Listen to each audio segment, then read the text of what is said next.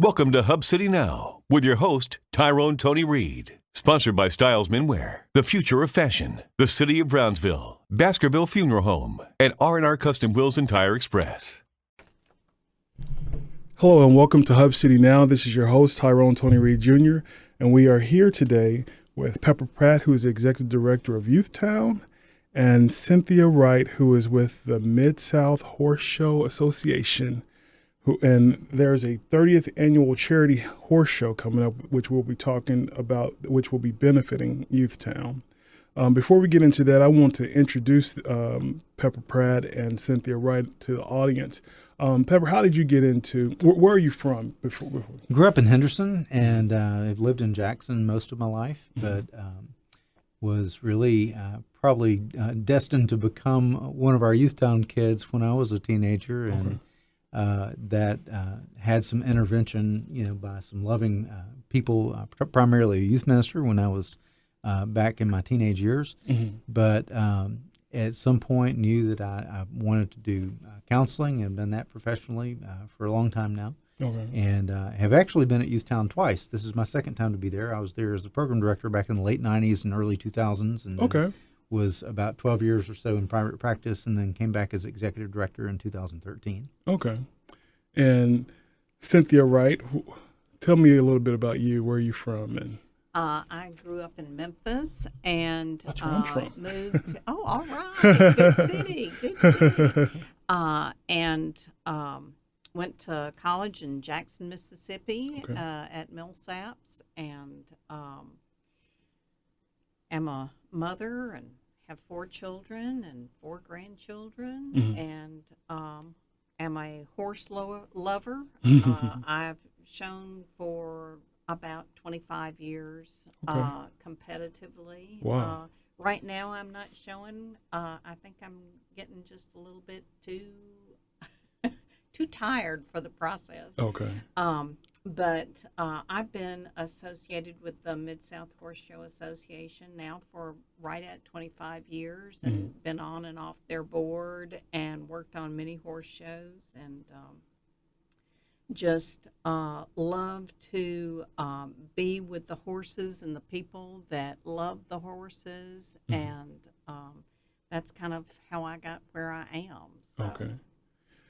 Pepper, tell us a little bit more about Youthtown. What is it, and who does it benefit?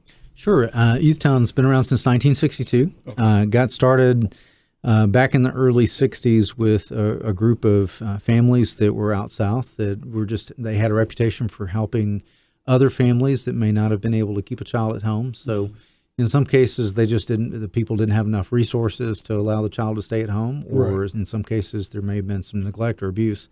But these families out south decided to put together a place that kids could come that may not have a place to live, may not have the resources for parents to raise them. Right. And from 1962 until 1998, that's kind of what Youthtown was. They were kind of an orphan-type home. And was it just for boys, or was it for both yeah, girls and boys? It was for boys for a long time, and then at some point, girls were. There was a girls' house that was added there, and in 1998, the shift of the resources in the state changed. So they were really wanting more of those kids to go into foster homes. Okay. And they asked us to take on an older child that had more problems and needed more counseling, mental health needs. And ultimately, our focus became zeroed in on substance abuse. And so really since 2004, that has exclusively been our focus with substance abuse. And from 2004 until 2015, it was only boys. And then in 2015, we added a program in Beach Bluff, Tennessee called Eden, which is under the umbrella of Youthtown. Okay. And that's providing substance abuse and dual diagnosis treatment services to young women. Okay. What are the ages, the ages that you all admit? Sure. Age 12 to 17 is our scope of service, and we rarely ever have them quite that young, although having said that, we had a 12-year-old that came in yesterday. Wow. And that's probably the first 12-year-old that I've seen in 4 years. But that's unfortunately the trend that is happening with a lot of kids. Some of these kids that are not experiencing as much of the supervision as some do, are experimenting with drugs younger, and this kid had been using drugs since he was 9 years old. Wow. Yeah. So going from that age until age 17. And then if a child turns 18 while they're with us, we can hang on to them for a little while, but pretty soon transition them to some different resources. Right. What area do you all cover as far as geographically? Any area. I would say probably 60% of the kids with us are from West Tennessee. Okay. Probably another 20% are from Middle Tennessee, and then the rest are from East Tennessee and so you all give them that far from we Tennessee? We actually serve a lot of children from East and Middle Tennessee, and sometimes we'll get them from out of state. I mean, we've had kids find us on the internet from California. The kids find you? Well, the parents. Oh, okay. Yeah, the parents found us. Okay. But the kids came from as far away as from California, and some in Louisiana and Alabama and Mississippi. So it's not uncommon for us to have that, because we take a kid no matter where they come from, and their insurance could be commercial insurance, or it could be Tenn Care, it could be they could be uninsured, and we wind up having them there too. So really from all over. Wow, that's amazing. Cynthia, how many years with the Mid-South Horse Show have you all done that to benefit Youthtown? I think this is our 6th year to benefit Youthtown, and I think it's really neat, what you said about the kids from California, because the people that work with the horses and show the horses and put on horse shows are from all over. I mean, we may gather and do it in Tennessee or Alabama or Mississippi, but the people are from California and New Jersey and Minnesota, and just a wide range. And the horse shows go, no matter where they are charity horse shows. Okay. They are, like Germantown's, and then there was a huge charity horse show in Jackson, Mississippi. Okay. Went to the Children's Hospital. That's great. And that's been the focus of the horse shows, is to raise money to benefit charities all over the place. So. Right. How does it feel to be a part of that? To be a part of the association? It feels great. It really does. I mean, you're around the horses, and you're helpful to provide services, much needed services that otherwise would go unprovided. So, the Lions Club frequently does the horse shows, and so that helps, people with glasses and reading and just basic things that people need to get by nowadays. That's right.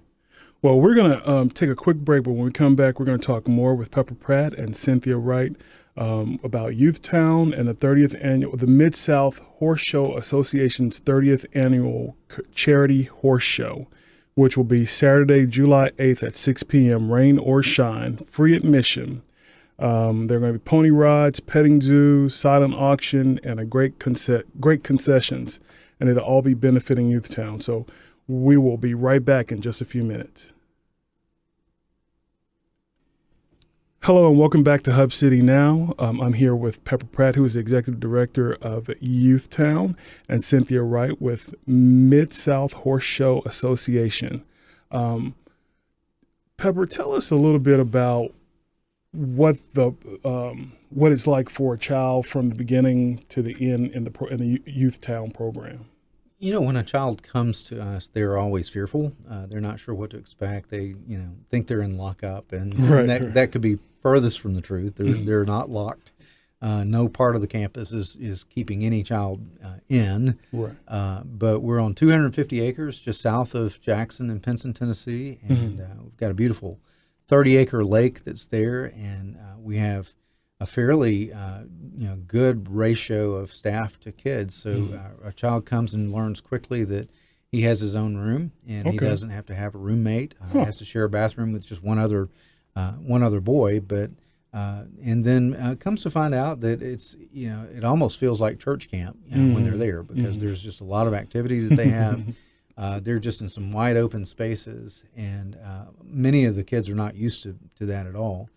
But when they're there, they find a lot of structure in their day. They are up at 6 a.m. and do hygiene and chores and have breakfast, and they're in school year-round by 8 o'clock. And we have some incredible teachers that have kind of come out of the traditional school system to be willing to give up their dream of a teacher's schedule to come and be with us for teaching. And so they're able to catch up. Often when a kid's been using drugs, they get behind in school. Right. So they're able to catch up on some of their credits.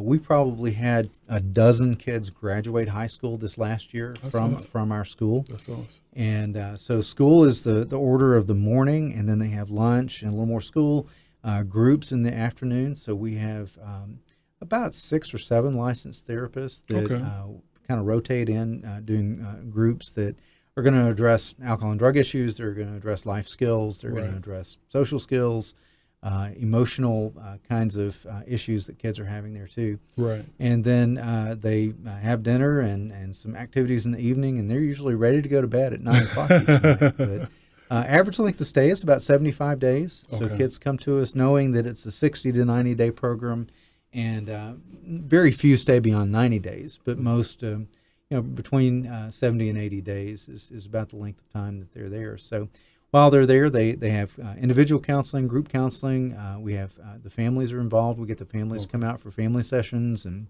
if they're not able to come out, we do something creative by phone or Skype or something along those lines. Right. And we know that trying to help the families as much as we're helping the kid gives the kid a good chance, a better chance of being able to make it when they get out. That's right. That's right. Now, I know you said some parents contact you all. Are some of the children who sent to you all court appointed? Are they ordered by judge to come to, or how does that work? It's a little bit of both. I think one of the things that most parents experience when they discover their child is using drugs is they are pretty sure they can nip it in the bud, and they try, and some try effectively, and it's never an issue again. But for others, it doesn't work. Their efforts to put a stop to it doesn't work, and the consequences begin to mount up. And often, by the time a parent has realized that this is a really serious issue, it's because a child has gotten involved with the court system. Yeah, they've gotten arrested for something. Or in some cases, they may have gotten arrested for shoplifting, and the parent may not have even known about their drug use. Right. But because they're on probation, they may fail drug screen after drug screen, realizing then at this point, well, there's something else going on behind the scenes besides just stealing from a department store that has maybe been a part of this problem. So the answer is kind of both. Sometimes parents realize, okay, this child has a really significant problem. More often than not, it's after they've gotten in trouble with the courts.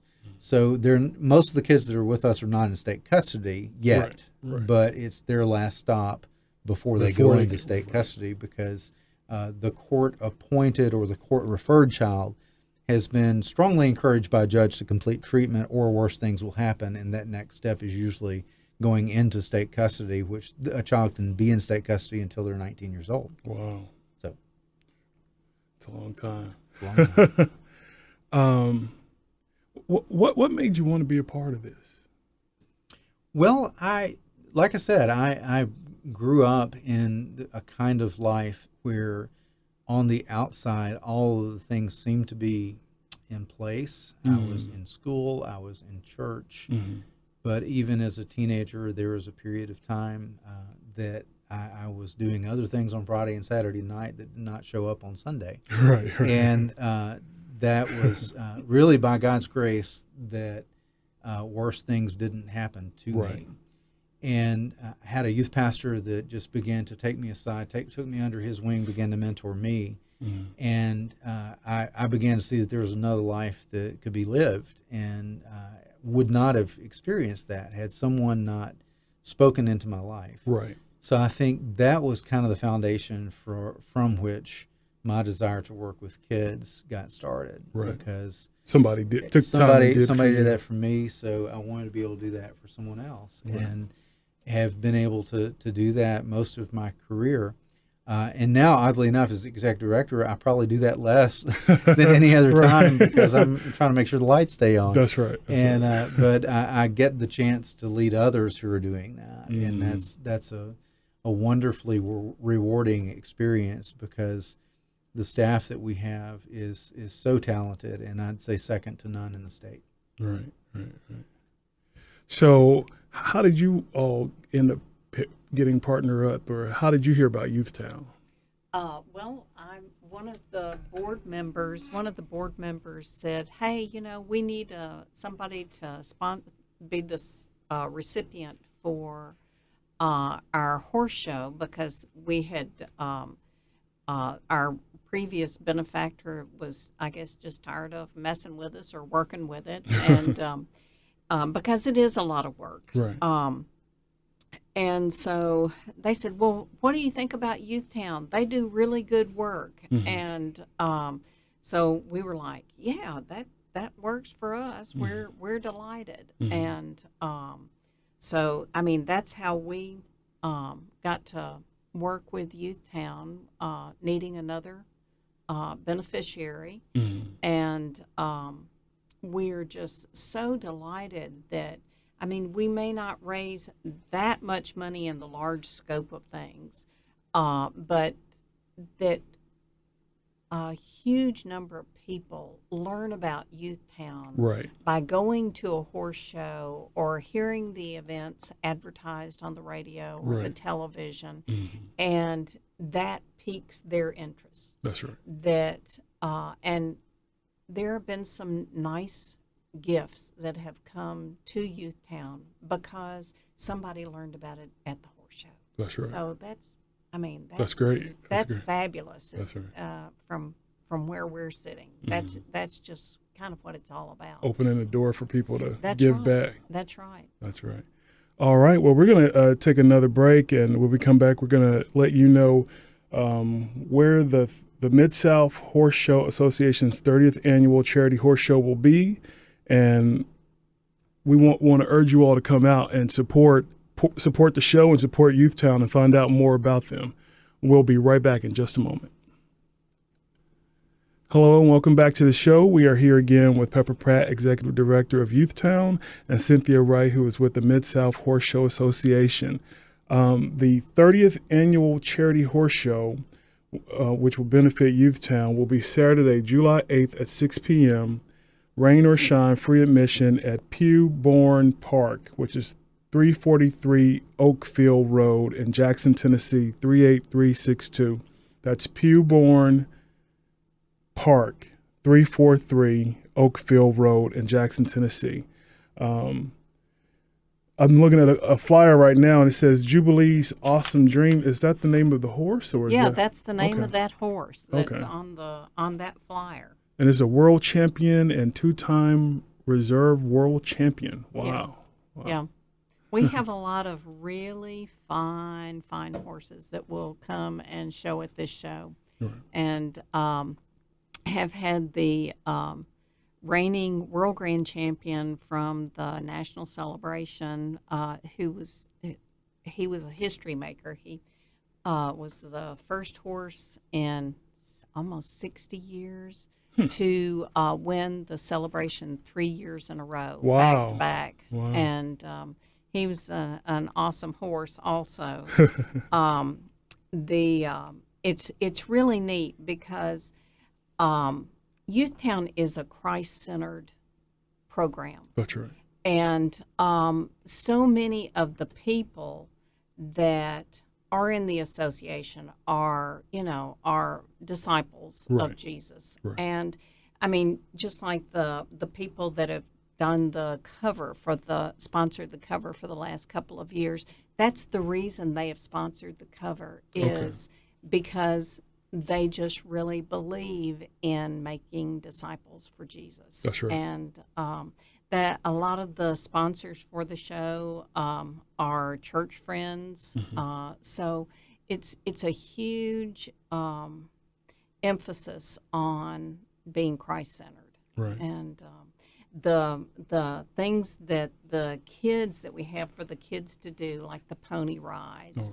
Oh. I mean, and the petting zoo. I mean, we have that so kids will learn to love animals. A lot of kids, that grow up in town don't have an opportunity to ride a gentle, sweet little horse, or to pet baby animals. And most of the animals that we have in the petting zoo are miniatures. Okay. So they're even smaller. So they're so it's a real safe and nurturing kind of experience for the kids, and that's something that's real important. Right. The auction items, all of that goes, for Youth Town. We're just so delighted to have that and do that.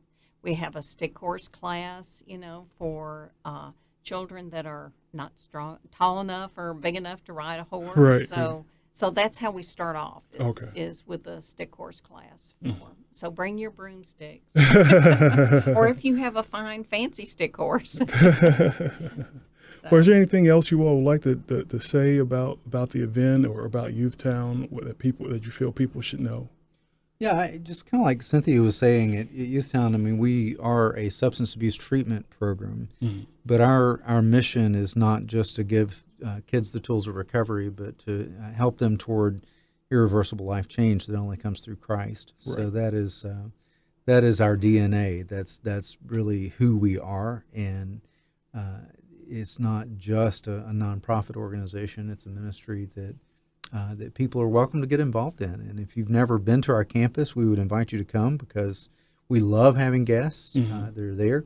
And I can almost pinpoint it within 50 yards of when people will always say this one thing when I take them on a campus tour, and that is, I never knew all this was back here. Right, yeah. And I grew up in Chester County and live in Jackson now, and I have made that trip on South 45, it seems like hundreds of times.